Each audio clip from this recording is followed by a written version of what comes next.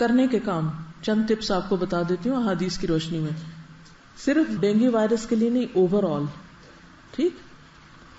عن جابر بن عبد الله قال سمعت رسول الله صلی اللہ علیہ وسلم يقول غط الاناء واوق السقاء فان في السنة ليلة ينزل فيها وباء لا يمر باناء ليس عليه غطاء او سقاء ليس عليه وكاء الا نزل فيه من ذلك الوباء.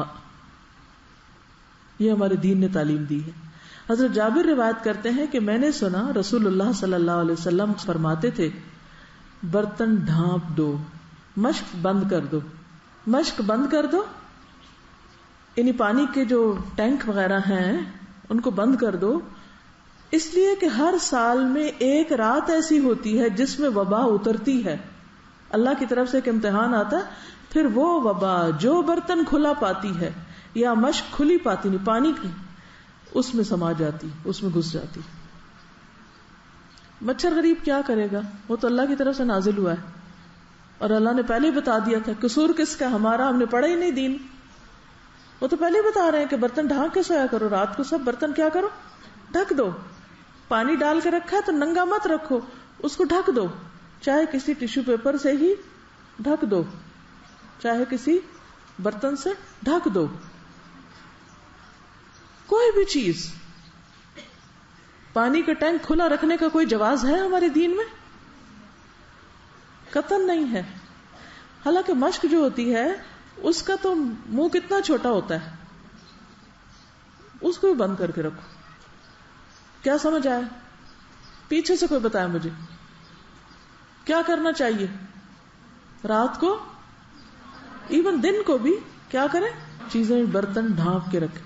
لیکن خصوصاً رات کا ذکر ہے کہ ایک رات ایسی ہوتی ہے سال میں، every year it's an annual virus جو نازل ہوتا ہے اور جو برتن کھلا ہوتا ہے اس میں گھس جاتا ہے.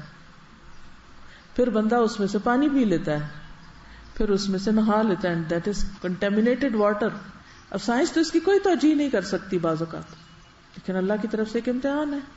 پھر آپ دیکھیے ایک اور حدیث ہے، نبی صلی اللہ علیہ وسلم جب مدینہ تشریف لے گئے تو وہاں پر یہ ہوا کہ وہ مدینہ کی زمین جو تھی وہ وبائی زمین تھی. پورے عرب میں سب سے زیادہ وبائیں جو تھی وہ مدینہ میں ہوتی تھی، ارض الوبا تھی. جب صحابہ وہاں پر گئے تو بیمار پڑ گئے، ایک ایک کو بخار. اور حضرت ابو بکر کی حالت یہ ہو گئی تھی کہ ان کو لگتا تھا کہ جیسے بس اب وہ دنیا سے رخصت ہونے والے ہیں، اتنے شدید بیمار ہو گئے تھے وہ بھی. حضرت بلال کے بارے میں آتا ہے اور بھی صحابہ. تو نبی صلی اللہ علیہ وسلم نے اس موقع پر کیا کیا تھا، نبی صلی اللہ علیہ وسلم نے مدینہ کے لیے برکت کی دعا کی اور کہا کہ یہاں کے بخار کو جوفہ کی طرف لے جا، یعنی کہ غیر آباد علاقے کی طرف وہاں چلا جائے، یہاں نہ ہو. تو اس کے بعد مدینہ وباؤں سے خالی ہو گیا. اب آپ دیکھیے کہ ایک ملک میں ایک وائرس پھیلتا ہے، وہاں سے لوگ سفر کرتے ہیں، دوسری طرف چلا جاتا ہے. وہ نہ بھی سفر کرے تو جو مکھیاں مچھر وغیرہ ہوتے ہیں وہ سفر کر کے کہیں اور پہنچ جاتے ہیں. اس زمین سے کچھ نکل آتا ہے، آسمان سے کچھ اتر آتا ہے. تو ایسی صورت میں پھر کیا کرنا چاہیے کہ انسان کو اللہ سے دعا کرنی چاہیے، اجتماعی دعائیں بھی کرنی چاہیے کہ یا اللہ اس وبا کو تو یہاں سے نکال دے. کیونکہ کہا یہ جاتا ہے کہ جیسے ڈینگی کا وائرس ہے، ایک سال آتا ہے، اگر اس کا علاج نہیں کیا اگلے سال اس سے بڑا اٹیک ہوگا، اگلے سال اس سے بڑا اٹیک ہوگا.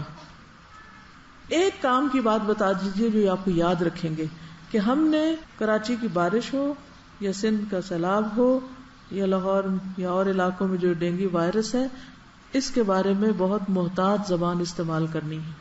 کیا نہیں کہنا اور کیا کہنا ہے یہ بتا دیجیے. کوئی بتائے گا؟ جی. اللہ سے گلہ نہیں کرنا، ان لوگوں کے بارے میں برا گمان نہیں کرنا، ایگزیجریٹ نہیں کرنا، ناشکرہ پن کے الفاظ نہیں نکالنے، بیماری کو بھی برا بلا نہیں کہنا، ان کے لیے دعا. اور ہاں یہ نہیں کہنا کہ وہ اسی قابل تھے، ضرور کچھ کیا ہوگا نا اس لیے انہی کی شامت آئی ہے. وہاں دیکھا نا کتنی قتل و غارت ہوتی، کتنی خرابیاں ہوتی ہیں، آخر یہ ہونا ہی تھا. وہ کہیں بھی ہو سکتا. خوف ہراس نہیں پھیلانا. جب ان کے بارے میں برا گمان آنے لگے، کسی کے بارے میں بھی، اگر مثلا ہو سکتا ہے آپ کے کسی رشتہ دار کو کسی کوئی تکلیف ہو یا کوئی کسی خاص علاقے میں، تو آپ کیا کہیں گے کہ یا اللہ ان پر رحم فرما، ان کی بیماری دور کر دے، اور ان کے لیے اس بیماری کو ہدایت، نجات، فلاح کا ذریعہ بنا دے. کیونکہ اللہ تعالیٰ جب کسی سے محبت کرتا ہے تو اس کو امتحان میں مبتلا کر دیتا ہے. تو ضروری نہیں ہوتا کہ کسی کا کسی تکلیف میں مبتلا ہونا صرف اس کے گناہوں کا ہی نتیجہ ہو. کون گناہ نہیں کرتا، اور کس کو پتا کہ کون کتنی استغفار کرتا ہے، کون اپنے گناہوں پہ کتنا شرمندہ ہے. ہم تو نہیں جانتے نا، لہذا ہمیں ججمنٹل نہیں ہونا. کیا کہنا ہے، ان کے لیے کیا دعا کرنی ہے کہ اللہ ان کے لیے اس بیماری کو اپنے قرب کا ذریعہ بنا دے، ان کی ہدایت کا ذریعہ بنا دے، ان کی اصلاح اور فلاح اور نجات کا ذریعہ بنا دے. جب کبھی بھی آپ بیمار پڑیں یا کسی کو تکلیف میں دیکھیں تو ایک بات یاد رکھیں کہ یہ تقدیر کا حصہ ہے. یہ تکلیف آنی ہی تھی، میرے لیے لکھی تھی. میں نے احتیاط بھی کر لی، میں نے بچنے کی دعائیں بھی پڑھ لی، سب کچھ کر لیا، اس کے باوجود وہ آ گئی. میں نے برتن بھی ڈھانک لیے، میں نے بسم اللہ الذی لا یضر مع اسمہ شیء فی الارض ولا فی السماء وهو السمیع العلیم بھی پڑھ لی. پھر میں نے کسی کو دیکھا کہ وہ بیمار ہے تو اس وقت بھی ایک دعا پڑھنے کو بتائی گئی ہے نا. وہ کیا ہے؟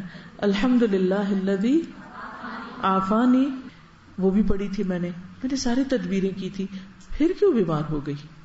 تو بات یہ ہے کہ امتحان یا آزمائش یہ تقدیر کا ایک حصہ ہے. اللہ تعالیٰ بندے کو ٹیسٹ کرتا ہے.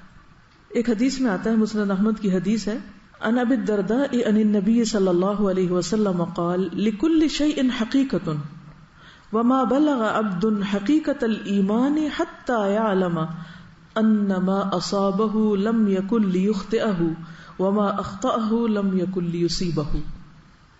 حضرت ابو درداء سے مروی ہے کہ نبی صلی اللہ علیہ وسلم نے فرمایا، ہر چیز کی ایک حقیقت ہوتی ہے.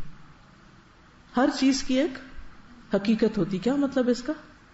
اس کی ایک بنیاد ہوتی ہے، اس کی کور ہوتی، کور کہنے جس کے ساتھ وہ چیز بندھی بھی ہوتی ہے، یا اس کی فوٹیج ہوتی ہے، یا اس کی بنیاد ہوتی ہے، بیس ہوتی ہے، یا اس کی ایک ریالٹی ہوتی ہے، اس کے اندر ایک خاص سچائی ہوتی ہے، یا جہاں سے وہ اوریجنیٹ ہوتی ہے.